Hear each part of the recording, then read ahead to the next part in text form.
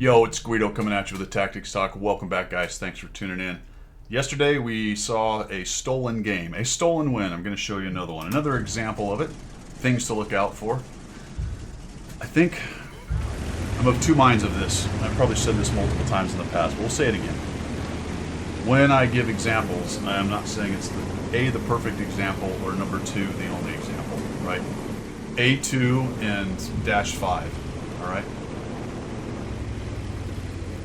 As with anything in this game, there's a lot of what ifs. There's also 29 other players in there, Math Republic.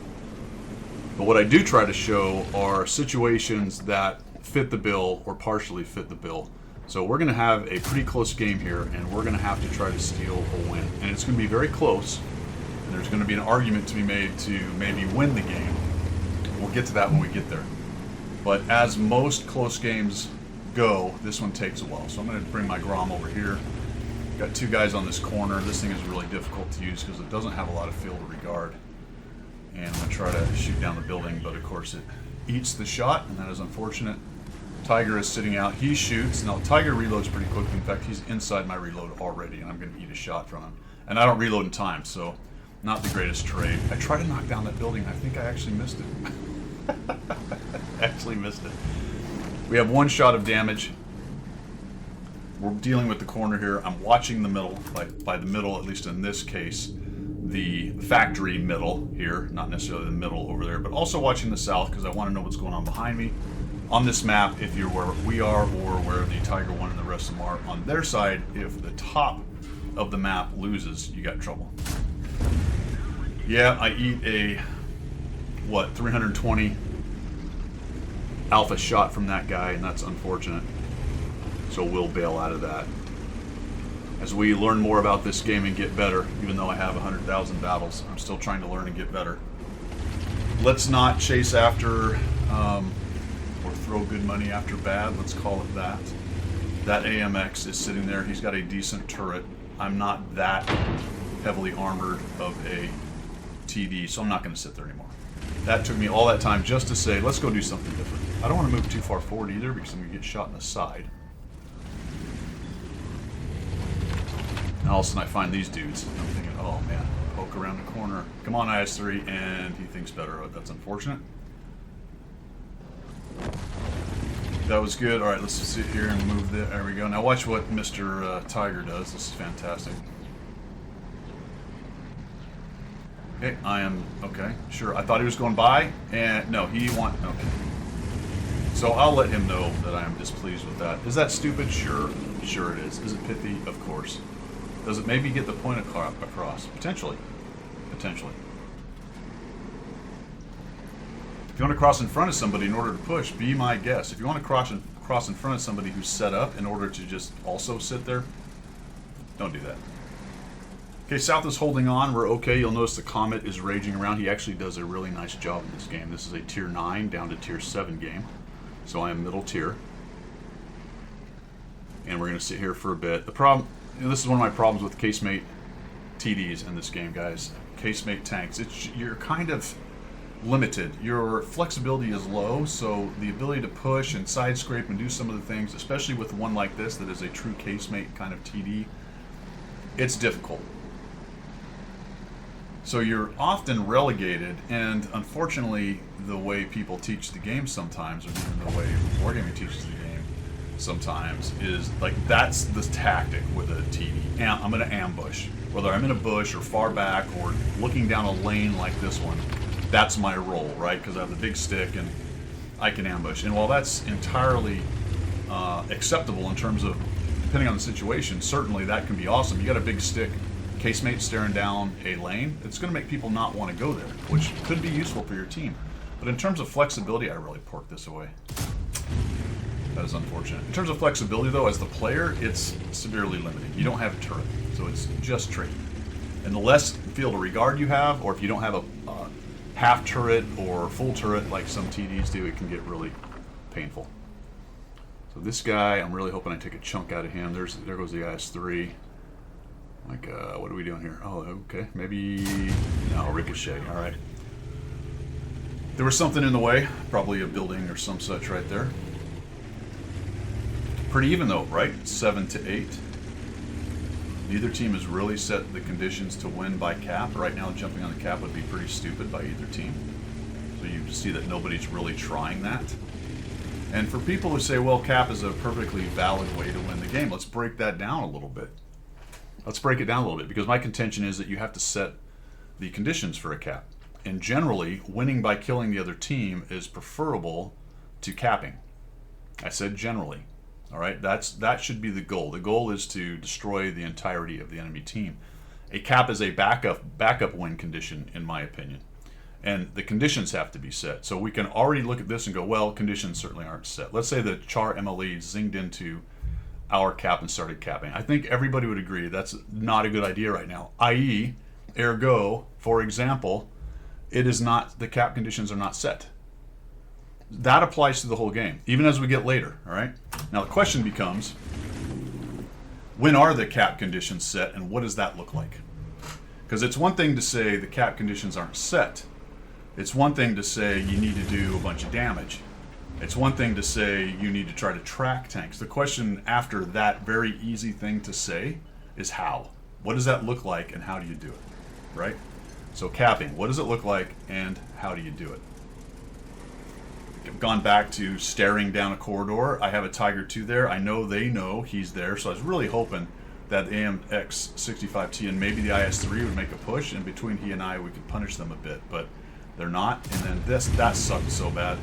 Was not pleased by that in any way. At least I didn't suffer any damage out of it, but that should have been. Problem is it didn't hit, so RNG has its vote. Dispersion / RNG, in this case dispersion for the shot. This time I make it happen, great, because he does the same mistake. He makes the same mistake, which I will accept. Now the TS5 comes around the corner, and I'm sort of in a bit of emergency ops here. I really want to try to keep the Tiger from getting killed, and the good news is the TS5 just isn't paying attention to me. And that's good. That indicates a not very smart or good player, or someone who is really just absolutely in the soda straw, looking straight down the soda straw at the Tiger 2 and isn't paying attention to me. And maybe he actually knew I was there and just figured maybe I can get a shot off the Tiger 2 if he's dumb. Whatever happened there, it worked out really nicely for us, and I'm able to put 2 shots into TS5, which is one of the better tanks on the board, and remove it. Now IS-3 plays a good game. The G-SOR tank plays a good game. In fact, all the rest of the guys that are left play pretty good games. You'll notice the comment is all over the place, so I do appreciate old Grey Wolf 54 there. He did a nice job this whole game, as did the setter. Setter doing some good work. 4 Spirit kills their Su-130. So that's a little friendly fire incident right there. All right, this guy goes across, and I'm an amen. I see he's looking at me, and he hits me on the move. Well, again, RNG / dispersion gets its vote, guys. I'm not going to poke back around because that's an auto-loader. That's something to know in the game. Understand the relative reload cycles of tanks. It's hard to know every single one of them, but you can get generalizations. Also, probably more importantly, know which ones are auto-loaders or auto-reloaders. If that was a cyclical tank, I might have popped out there and tried for another shot. The other thing to keep in mind is what your reload cycle is, because mine is pretty long. So we get 1 shot in that guy and we kill him, but we eat a shot back, and now we're down to a 1 shot.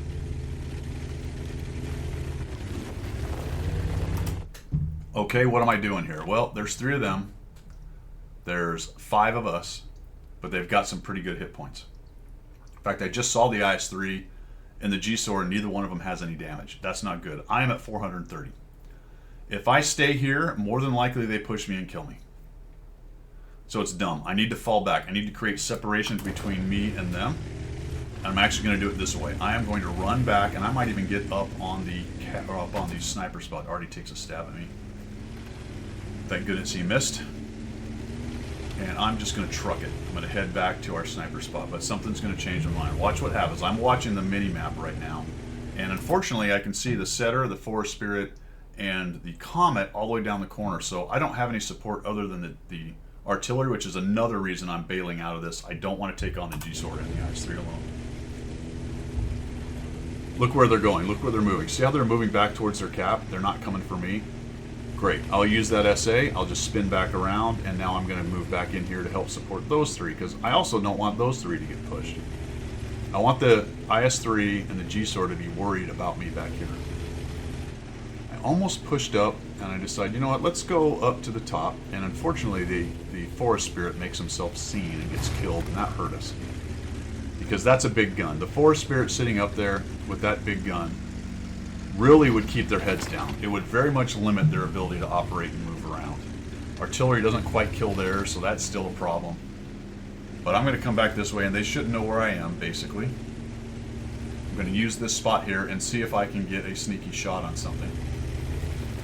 We come on up here, and unfortunately I don't. But what I do is I get spotted, I don't quite get it online, and that, there you go. That is just casemate issues number 1 and 2 and 7 and 5. Because I know that the GW is there, I'm just going to back out of this thing. I want to get around this corner. I'm hoping that GW doesn't get a stab at me. Also, what else am I worried about right now?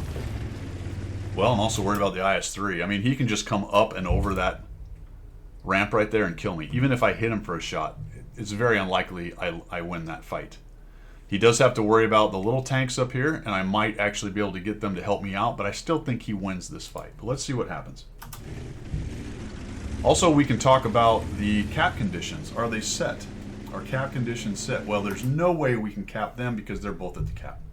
Can we all agree with that? I think so. They might be able to cap us, but there's only 3 of them, and it's unlikely that they'd be able to get by us. So really, right now, it's not on the table for either team. And then I find him, and I'm thinking, well, shoot. I figured really the game is over right here. I figured this guy would just come up and over, even if he got hit by Artie and a couple of small tanks. He's probably going to come up and over and kill me off. But I do have a couple things going for me. He doesn't know where those guys are. So I would assume, like I think he does, that they're up there somewhere. We do have an artillery, and I'm at 430. Which is 40 above his alpha of 390, provided he has the big gun. So, it's not as sure a thing as you might think. And I think that's what he's thinking here. I almost tried to go after the top of his turret. The other thing I don't want to do here is snap a shot off. If I snap a shot off and miss, he's coming up. He'll just grab me at the reload, and he won't care if he takes a couple hits, because he has a shot at killing me, number 1. At the very least, he'll take me down to 1 shot, provided he pens. So, I'm going to force him to make a move, and if he makes a move, I'm going to try to do my best to make the shot count, and we're going to allow things like this to start happening. Boom, boom, look at that. So he's got his turret turned towards me. Nicely done by the Comet. He puts a shot into that guy, and while it's not a whole bunch of damage, good on him. Now, unfortunately for my team, the GSOR is being a bit smart. He's pushing. If you look down there in the southeast of the map, he's starting to kind of go up there, and he's going to start stirring up my fellers over there. And I don't know, I don't think the Comet has been spotted by the GSOR, because I believe if the Comet had been spotted by the GSOR, the IS-3 would have come up and over. I can't speak for him. I don't know how much SA he really has, but I would do that. If I knew the Comet had moved and he was no longer up there, I'd probably go ahead and give it a shot. But the IS-3 bails out. Now, he may also be thinking, you know, I really don't need to push up there right now. If that GSOR gets up there and kills a couple light tanks, then we really have this dick. I'm going to tuck up here in case their Artie's moving around a bit.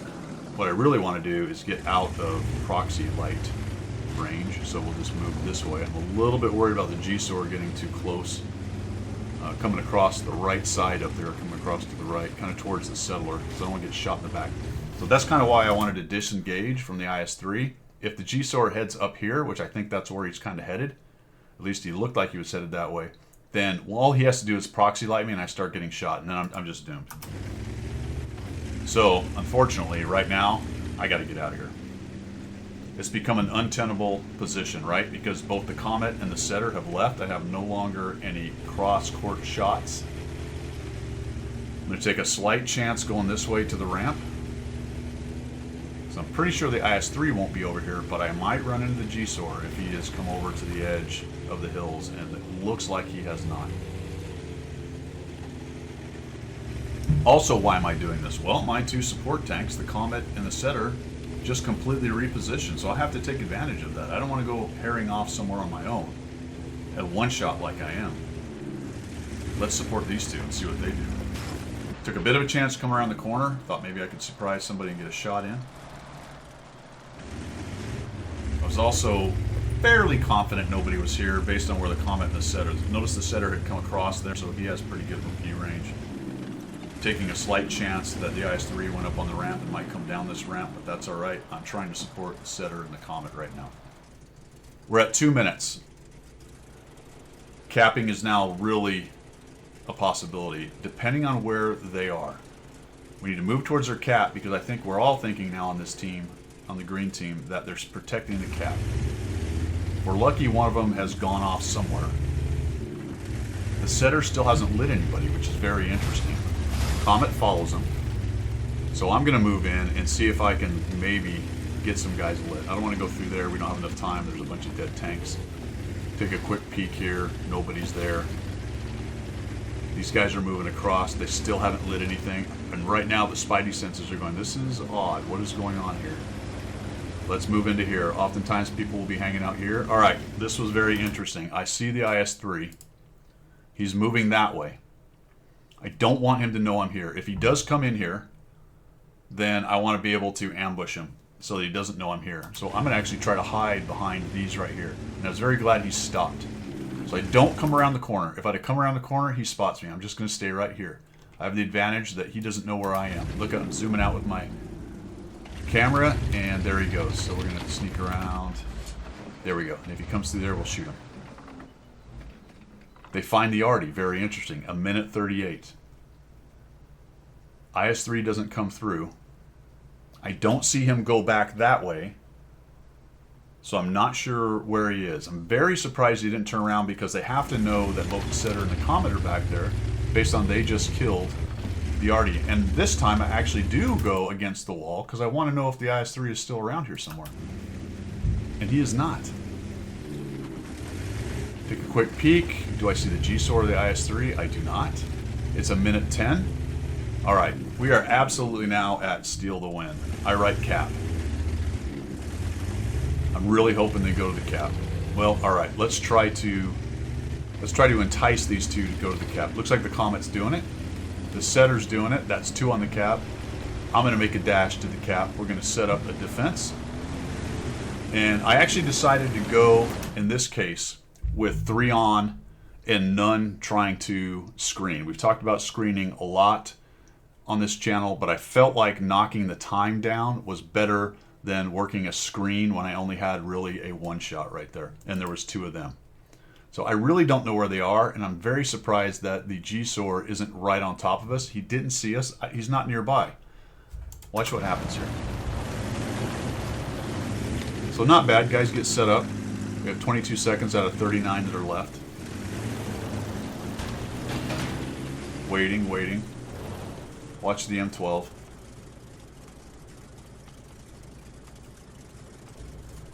He's up there. Poor M12. Hanging out.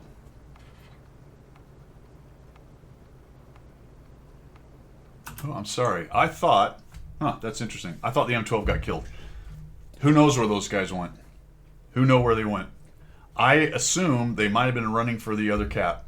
And they may have had in their head, hey, let's go to their cap and force them to come to us. Not sure. But they certainly weren't close enough to get back to us, so we end up stealing one. So the conditions. I use the term set the conditions. We didn't really set the conditions. We were in a very close kind of chess match here, but we got into a position based on where they went, and mostly based on where we don't see them.